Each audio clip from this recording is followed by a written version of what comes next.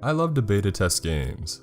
Watching something being built and helping creators with feedback is one of my favorite ways to pass the time. When I got an email saying I was accepted to test a game called IRL Vancouver, I was ecstatic.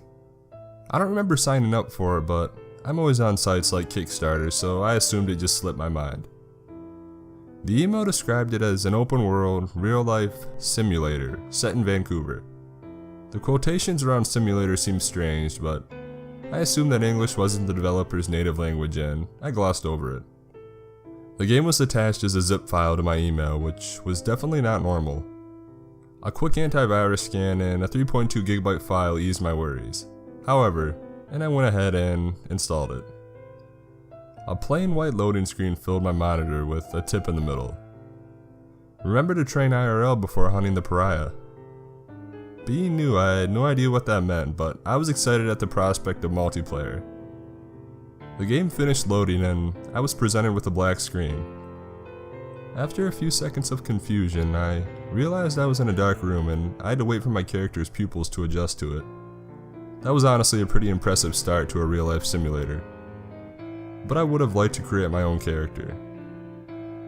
I got out of the bed I was in, trying to avoid waking my wife, and made my way into the kitchen, taking a moment to inspect the minimal HUD. No health bar, just an outline of a man to show where the pain would be. A purple cloud in my stomach showed that I was hungry, and a light yellow one a little lower let me know that I had to pee. Other than that, nothing else was on the screen to help me besides a tooltip in the top corner that said, "Press B for biography." I hit B and a 40-page biography appeared over the game. It was literally a full life story detailing his hopes, dreams, friends, hobbies, even his minor drug problem. After a quick scan, I felt like I knew Kevin Wilcott better than I knew myself. I flicked the light on, and my breath was taken away by the impossible level of detail. If a screenshot was shown to me, I would argue that it was a lie and just a photograph of a kitchen. I took a look in the fridge and on noticing milk and eggs, a memory explaining on how to bake a cake popped up in a little translucent box. I figured this was a good tutorial as of any, and the controls were very complicated, so I took the chance to learn what I'm doing. Trying to get the flour out of the pantry, I misjudged the weight and dropped it, shooting flour across the kitchen with a loud bang. I heard movement coming from the bedroom and Kevin's very upset wife, Tracy, stomped out, tying up her robe as she scolded me. "Are you kidding me? It's 3 in the goddamn morning. What the hell are you doing?" No text box came up, but I got an idea and put my mic on. Hello? "Hi, hello, answer the question." I nearly fell out of my chair. Voice recognition and NPCs is unheard of, especially in beta. So I decided to have a little fun with it. "I'm making a cake, Bessie. Got any milk for me or should I use the jug, my bovine beauty?" Then I beamed her in the forehead with an egg. She shrieked like a banshee and ran back into the room, screaming about divorce and how I'm back on drugs while she packed a suitcase.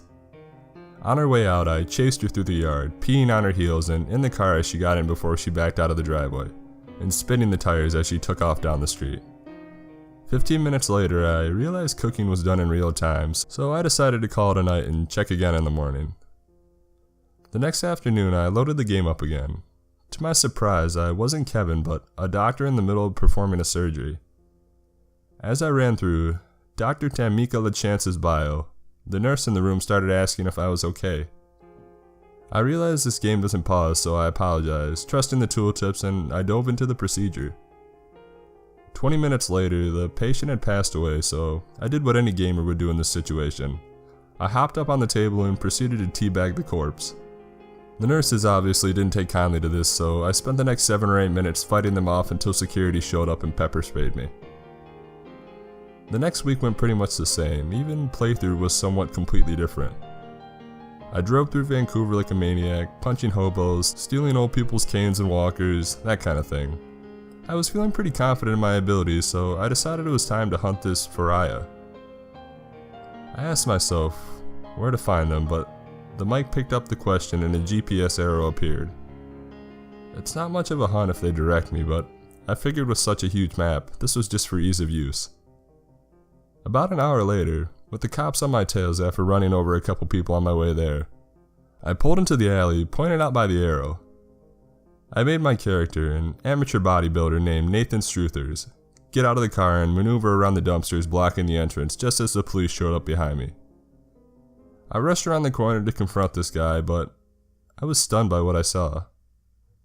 I expected a boss battle or some kind of duel, but instead I was greeted by 3 dead bodies and a man cowering in the corner, crying.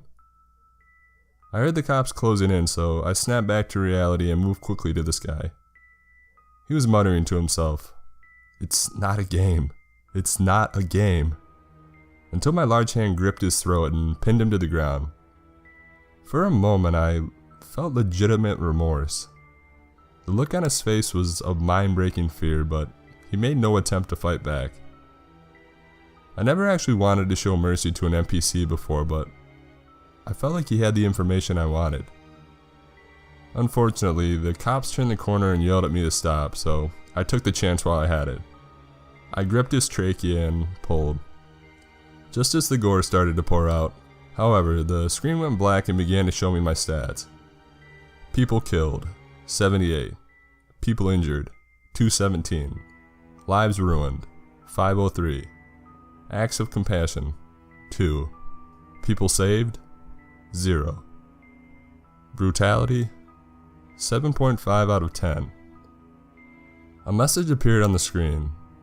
"Thank you for playing IRL Vancouver. Unfortunately, your acts of aggression have qualified you to become the next pariah. Good luck." The game shut itself down after that, and an error message came up whenever I tried to restart it. I was pretty upset that I never got to be the pariah, but it was late at that point, so I decided I'd screw with the files the next day. I woke up around 9 and went into the living room to watch the news when I ate my breakfast, as usual. When I saw the headline, "Local bodybuilder brutally murders man, claims amnesia," I nearly choked on my Fruit Loops. A mugshot from my character last night shared the screen with a picture of the pariah, smiling happily with his family at Disneyland. This happened yesterday, and since then I've had 3 people try to kill me, each with the same expressionless face, uncaring as I try to explain what happens if they kill me. At this point, I don't think I can keep up with this for long. I killed 78 people, ruining over 500 lives, 78 daughters, fathers, sisters, and grandparents. Whether I knew what I was doing or not, the weight on my conscience is debilitating and I can't live with myself. If you're playing IRL, please, be a good person. Help those in need. Protect the weak. Show compassion for your fellow men, and when you're convinced you've made the city a better place, please come kill me.